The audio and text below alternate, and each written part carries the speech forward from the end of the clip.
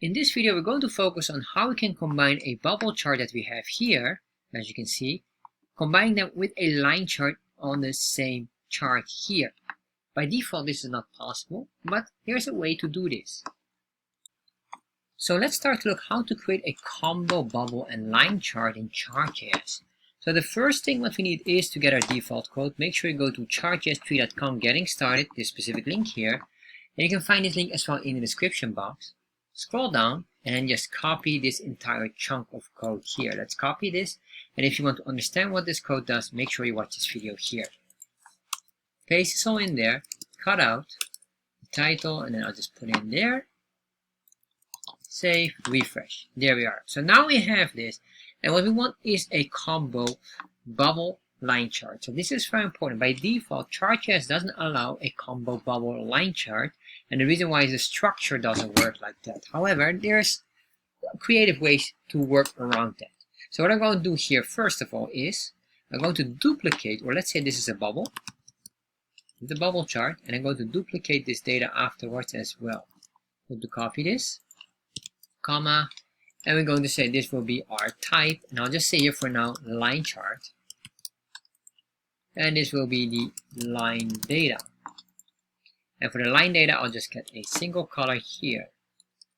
If I save this, refresh, of course it gives some errors, probably I forgot some comma here, and make sure you spell it correctly. Save, refresh. So this doesn't work, and the reason why it doesn't work is because we have the different type of scale and the structure of it.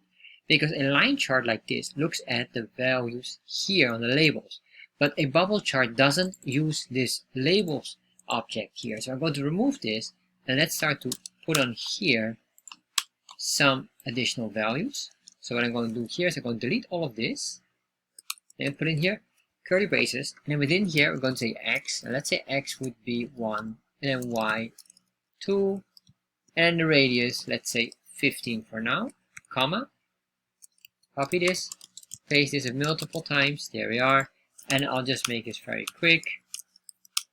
Just putting in some numbers here, and of course it doesn't matter so much. 3 and 2 and 2, I guess, or 1. There we are. If I save this, refresh, this one works, but of course it does recognize the value here up of 18 because of our 18 item here, or the data point of this. But it doesn't draw it. It just it has an issue with drawing it. So the reason why is it doesn't understand what is the x and y values, because we have removed here basically the y value, because this is what we call a category axis, and now we don't have a category axis, but we have like what we call numeric style of axis. So let's start to play around with that, or linear axis, that's the right term.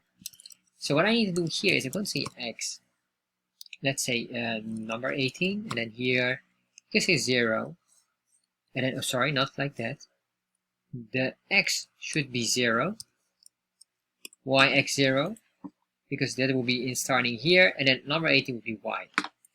Or maybe here we can do even 1, then it will be like this, start at 1 and then 18, comma y 18. And then let's close this, comma, and copy this. 1 2 3 4 5 6 7. All right, I can do here 2 3 4 5 6 and 7. And we can say here different values. 14, let's make this 12, let's make this 9, or maybe this one as well, 12, 3, 6, and 18. Save, refresh, and there we are. So now we have this different structure here, or this works. However, just a quick note, if we put this on 0, you will see here, it will go like that, so that is fine. But if I put this on 0, you might notice here, what we get is what we call a scatter chart structure. Basically what we're taking now is a scatter chart structure. So the only difference with a scatter chart is the showing of the line. But this is basically it, and we could do here as well. Let's remove the border width. So we have a thick border, but we say tension. We say tension of 0.4, save, refresh. And now we have these nice thicker lines that is more elastic. And there we are.